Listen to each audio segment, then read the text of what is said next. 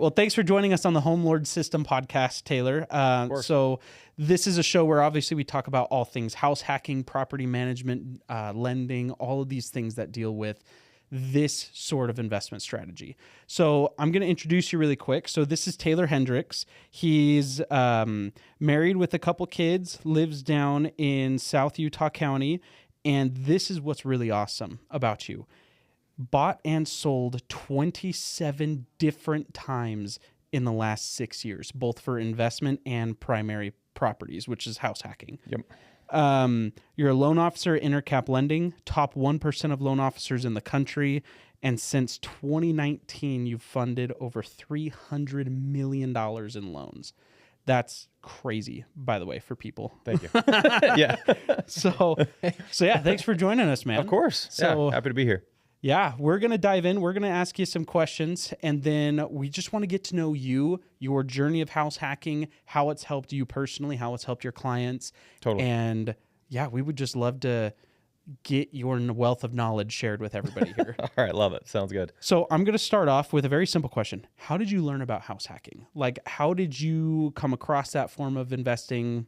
How'd you get started? Yeah, so my story is probably a little different in that sense than a lot of people, because my dad has been doing loans now for 30-something years. So the whole like mortgage and real estate business has been in my blood since I was born. And so anyways, I've been doing loans now for about 10 years, 11 years. Yeah, right around there.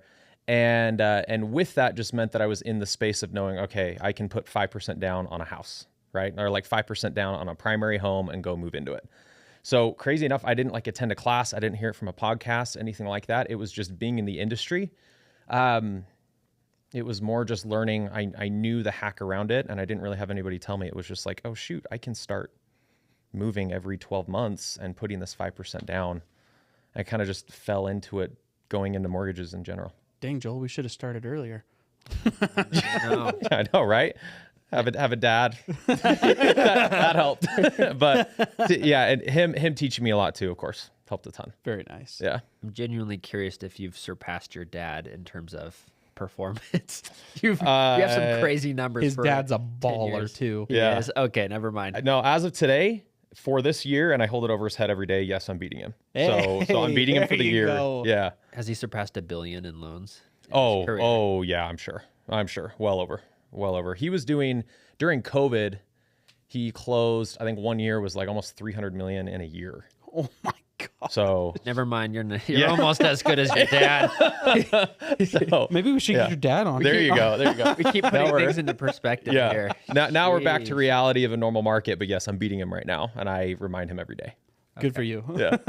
So Okay, so I want to know more about like why house hacking? Because your first deal or your first home you bought was a house hack. Why did you decide to buy a home with a basement rental instead of Yep. a townhome or condo?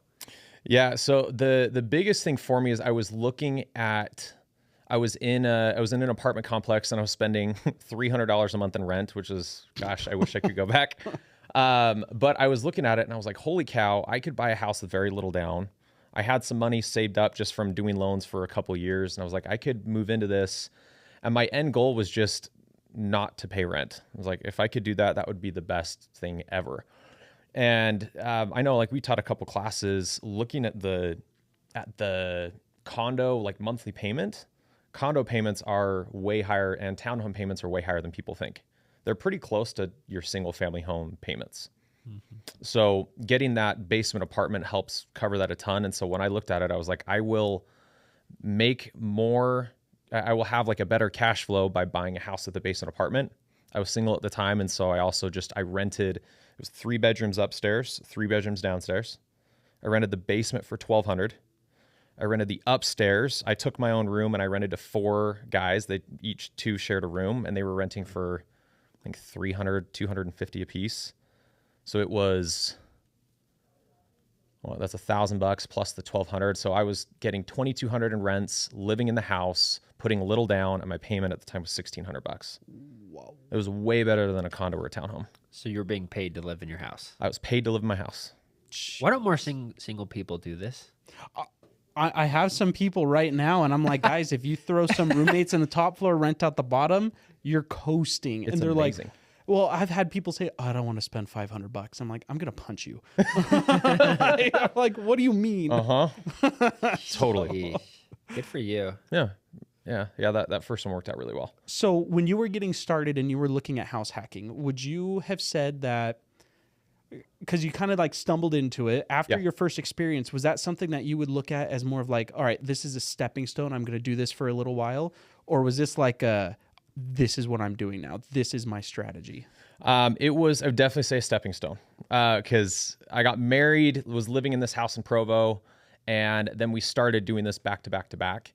But there's only so many times you can do it and still be married and have kids. Wives don't want roommates? Yeah. We moved 5 times in 6 years. Wow. And so that's the way to do it, though. It was the way to do it, because, right, we put 5% down on all these houses, and it worked out well. Like, looking now, at the time when we purchased them, there were a couple that were negative on rents, right? Because that just happens. If you're putting less down, you're going to be a little negative. But looking back at them now, it's awesome because they're all cash flowing. Every single one of them. It just took a little bit of time. But so to answer your question, stepping stone for sure. Now we are not doing that. We just live in a house down south, and that's great. But it was like, for the first 5 or 6 years of our marriage, it was the best thing we could have done. Just to build up those rentals while we didn't have a lot of commitments. We didn't have kids or anything quite yet. Yeah. I tell my wife that even when we build our dream house, I'm putting an ADU right in the basement. Because like, even if worst case scenario, if something like terrible happens, it still, no matter what kind of house you buy, I've helped people buy $1 million plus homes that have ADUs in it. Yeah. It still covers quite a big chunk of what the mortgage payment is. A huge chunk. And it's, when you get into those bigger houses, so much of it is just unused space anyways, that it's just, I don't know, for me, it's a no-brainer. It took my wife a long time to get on board with it, though, but she's there now. There you go. Well, and at least to have the backup, right? Just Yes. to say it's the what if or the just in case. 100%. Yeah. But yeah. Totally. So let's talk about when you were a first-time landlord, especially with your first house hack. I just got to know, you were so young, you were single. What surprised you most about being a first-time landlord? I learned a lot of experiences my first year. My first year, I heard a lot of sob stories from a lot of people, and I rented to them, and it ended up not working. Dude, great. Oh my gosh. Yeah, seriously, tours, man. You hear the weirdest stories. Dude, I had people sleeping in sleeping bags the first like week there, and then all of a sudden they were gone. It was just weird stuff. So that surprised me. It surprised me. At first I was like, I'm going to believe everybody. Everybody's great. They're all going to be perfect renters because they said they're going to be. And that's not true. They're all going to act like how I would act. There you go. Exactly. They're going to treat the house like their own. No, you have to. So that was surprising.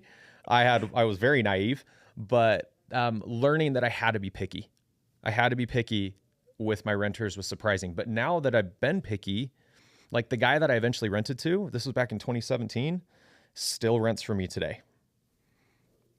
I've never had a single problem, not a single issue, no repairs, no anything. So it was like, okay, I gotta be a little pickier, and that was surprising. Did you have any challenges with, you're just so young? I'm sure when they toured the house, they're like, wait, you're the homeowner and landlord? Yes. Any problems with that? Not problems, but a lot of comments. Did you try to hide it? No, I don't know. I don't know how I would have grown out a little beard or something. Not your age. Hide the fact that you're the owner. Just like, I'm renting one of the rooms. I'm acting as property manager. Or are you just like, this is mine? This is mine. Yeah. It's a common dilemma. Whenever we're coaching landlords, they often say, like, should I tell people that I'm also the homeowner? And I always advise that, they're going to find out regardless. And you need to set proper expectations of like your role in this house hacking setup to begin with. Yeah. So ultimately, we think you did great. Okay. Good. The other thing was there were some things I did not know. And this is where I can't even remember. I was so young. I can't remember who the agent was on it or anything. But I remember the agent did not do a lot to talk to me about the city guidelines. And it turns out one thing I didn't know after I moved in is I wanted to rent it, but I needed like a permit. Yep. Mm-hmm. And with that permit meant I needed bigger window wells. So here I am, this 21-year-old kid saying, how in the world am I going to do window wells? And so it was just some small stuff like that, figuring out how to get a concrete cutter out and stuff. to get the right egress and everything. Yeah. It's one of the most common things that we run into is there's so many other agents out there that are like, oh, I could do a house hack. This one has an ADU. Perfect. Like, let's do it. Yep. And I'm like, you guys don't even know the first thing. Like, was the basement, when they finished it, was it even permitted to begin with? Let alone, like, for example, the window wells. Is there the proper egress? Yep. Is there all of the criteria that need to have, like, a proper ADU, like smoke detectors? Is it separate entrances, separate? There's so many things that people just overlook, assuming that the only thing you need is, like, a kitchen. Yep. Totally. And it's just like, that's not an ADU. Like, there's so much more that you have to be aware of. So, well, and it's like knowing now, right? Knowing, like, looking back, because hindsight's 2020, it's like it would have been so much easier to have my agent at the time negotiate that in the contract. Like, hey, we need the window wells cut out and put in. Even if the price is a little higher, I would rather raise the price and have it covered that way than pay cash. So knowing those things, those are probably the biggest surprises. Yeah, no, and that makes sense. And thankfully, nothing crazy as far as tenant surprises. Yeah. Other than sleeping bag people that left. Yeah. But that is a weird first experience. Yeah. Like a weekend. Just, yeah. So then let me ask you this, because obviously you've had many renters. In your first property, you had like what, 5 probably, with the basement and the upstairs? Yes. So throughout all of this management, what would you tell somebody who would be apprehensive about being a landlord? Like, what kind of advice would you give them if they're nervous about managing something like that? Honestly, I think it goes into the same thing. Be picky. Be picky. And it's funny because when we did our class, that's exactly what you talked about, is be picky. You can't always say it's perfect and it's a dream, but the people I've been most picky about have been the best tenants. And, like, for example, letting the house sit vacant an extra month to find the right person is worth it every time, no matter what. Yeah. Because you know what I mean? Because you can end up with terrible tenants that are asking for the moon or dealing with lawsuits and other things. If you don't get the right person, that extra little month of rent is not worth it. Finding the right person is. 100%. We have someone that we know who they rushed into it and they were just like, I just want to fill it. Like, I need somebody in there like next week. I can't wait. And we're like, you can wait and you should wait. But they rushed into it. And sure enough, they didn't do enough due diligence. They weren't very picky and they just accepted the first contract that came up. 3 months later, after having gone through an eviction process with them, they never collected rent. And it was all of this nightmare. It's like, that could have all been avoided if you were picky and you were patient. And I feel like so many people worry about those stories that they forget that an ounce of prevention is worth than a pound of cure. Like, if you just took more time at the beginning, you'd save yourself so much headache. Yep. And they shared a sob story, which is a reason. They did. I forgot about that. Which is why they bypassed the tenant criteria that was set, because they justified it, to say the least. But I'm going through a divorce. That's why my credit's 400 or something like that. Everyone has a story. Everyone has a story.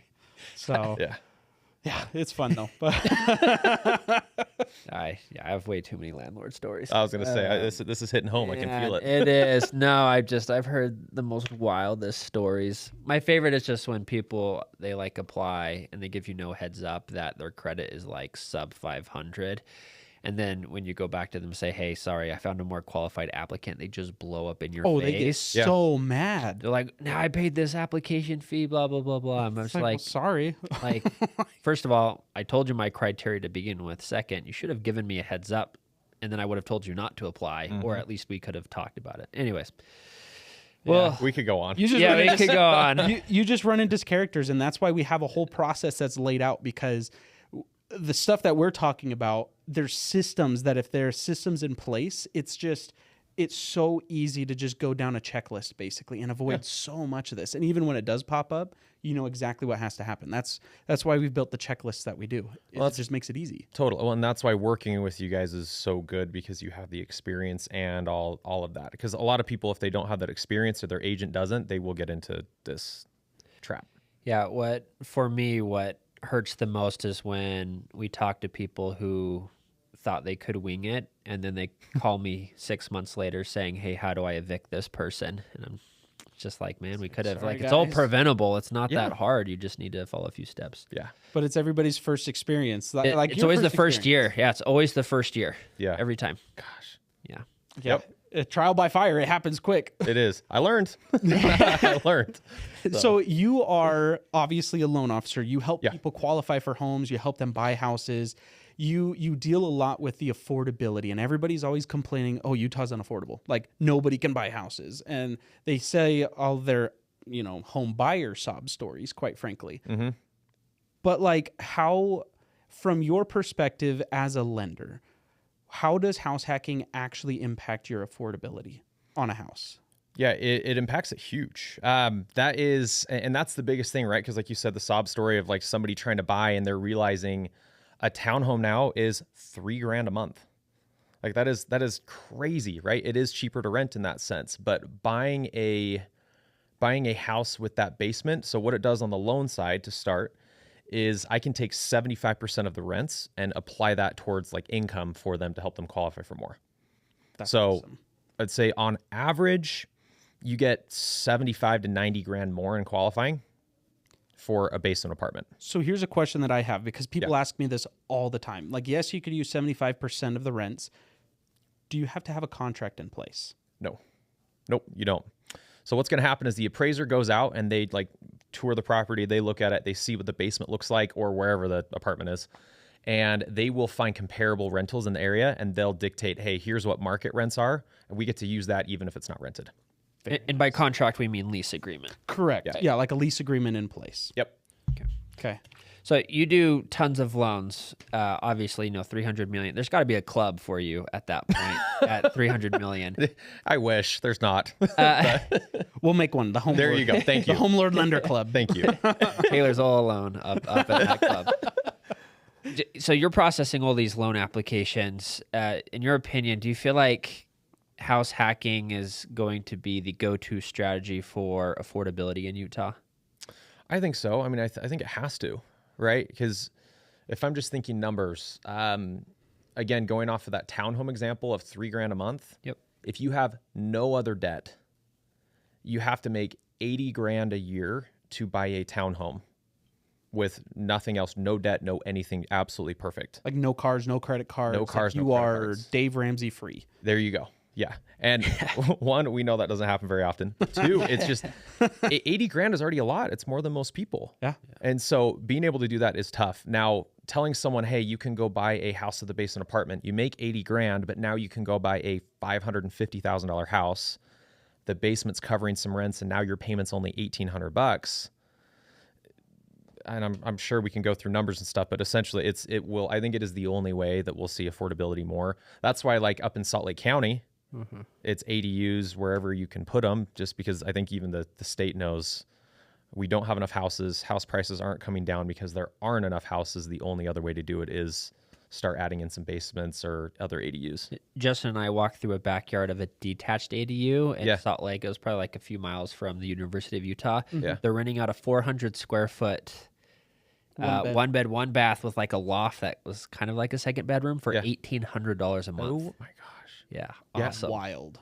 Well, and I even think like, so my wife and her family is all from California, Southern California, like just north of LA. And they have the same thing, like where her grandparents live is it's like a free for all, whatever ADUs you can put in there because there's not enough housing. And it's the same thing. You can put a tiny little thing above the garage and it's like 25 to $3,000 a month in rent. So I think California's been doing it a while, and unfortunately, we're starting to see similar things, and I think we will continue that. I think that's the only way that we're going to see it grow. Mm-hmm. Yeah. So I think we're wrapping up with two more questions. Okay. One of the ones that I want to ask you that I found very interesting was basically like, what are the hidden secrets of house hacking? And what I mean by that is everybody always harps on, oh, well, if I can rent my house for, $2,000, my mortgage is $4,000, I now have a $2,000 mortgage. Like they focus kind of on cash flow side, but what are some of the other hidden secrets of house hacking? Like how is buying a house hack financially responsible, quite frankly? Yeah. So there's two different things. The first one, I am not an accountant, so be ready for that. But in my experience on my taxes. I'm gonna edit that part out. So. All right. But the tax savings, as it's an investment property, if you are a real estate professional, there's a whole checklist, but the tax savings can be huge. Like hundreds of thousands of dollars in tax savings by purchasing properties. And a lot of people don't look at that initially, right? The tax savings. The other one for me that's been the biggest is, again, people think like I've got a lower mortgage, but let's say that you buy this house, you rent out both sides, and even if it's just breaking even, that's okay. I just don't think a lot of people talk about the appreciation in homes and how much they go up, especially like in a time during COVID. Right. That is huge. Like if you think about a $500,000 house, it is appreciating at, gosh, even like what was it in Utah last year? 4 or 5%? Yeah, roughly. I think the average I think Utah County specifically was between 4 and 5%. Okay. So let's even go 4. Let's go low. Your average house, a $500,000 house, that went up 20 grand in value and you didn't have to do anything for it at all. And that just continues to grow and grow and grow. And I think people get fixated on that monthly payment a lot, but there's so many other places where there's wealth building, tax savings, property values going up. There's other places that you see some wealth. Yeah. The way that I put it is I call that your taking out the trash money. So like you're living in the house and you just take out the trash, you do the dishes, you're living in the house and you're getting this extra bonus stuff that comes in. Totally. The other thing that I would even challenge that is I tell people it's okay to be negative cash flow. And I get a lot of flack for that, but think of it like an investor. You have multiple forms of money that you can collect from a rental property: tax deductions, appreciation, principal pay down. And what I mean by principal pay down is if you are negatively cash flowing on the property, even from your very first payment on the amortization schedule, you're paying a pretty decent chunk. At least a sixth of your payment is like towards principal balance alone. So on a $3,000 mortgage, you're paying about $500 roughly of just principal. So if you think of that as like a 401k, all you're doing is you're putting that principal balance and it's back into like a forced savings account, which is the house. Mm-hmm. That's not interest. Like you're not paying interest. That's not negative cash flow. That's not cash you're never going to see again. That's paying down your principal. It's adding to your equity value. Most people get so fixated on like cash flow that they forget about everything else. But even if you're negative cash flow by even a few $100, I still see it as a total win. Yeah, it's crazy. A lot of people don't think the way you do. And a lot of people but we've been in the industry long enough that we see the value. So first, what would your number one tip be to someone who wants to house hack for the first time? Buy as fast as you can. I think there's analysis paralysis with a lot of people, and everybody's worried about the market and what's going to happen with the market and what's going to happen with prices and can I find a renter? And there's valid fears, but as a whole, there's very few people I've ever met that have ever regretted buying. Like we mentioned, as house prices are going up, if a $500,000 house is $520,000 next year, that's almost $200 more in a monthly payment by waiting a year. For me, it's buy and get in while you can, because I just don't think house prices are coming down. It is, even if you have no down payment, there's ways to buy with no down payment. Like I just had a guy that we refinanced. He bought zero money down 4 or 5 years ago, and he had $200,000 in equity in his house. I'm like, had he waited those 4 or 5 years, he'd still be in the same spot renting, but he's in a way better spot. I think it's just get in while you can and buy. Let some experts help you out and walk you through the process, and like lean on them for that support. But gosh, buy, because it will not get easier. So to kind of wrap it up, there's no such thing as a perfect market. Just get in, play the game. The rules are already there. People have been doing it for literally hundreds of years. Yeah. Just keep getting in there and doing the work. Tayler, I appreciate you, man. Thanks for coming by and sharing your wealth of knowledge for us.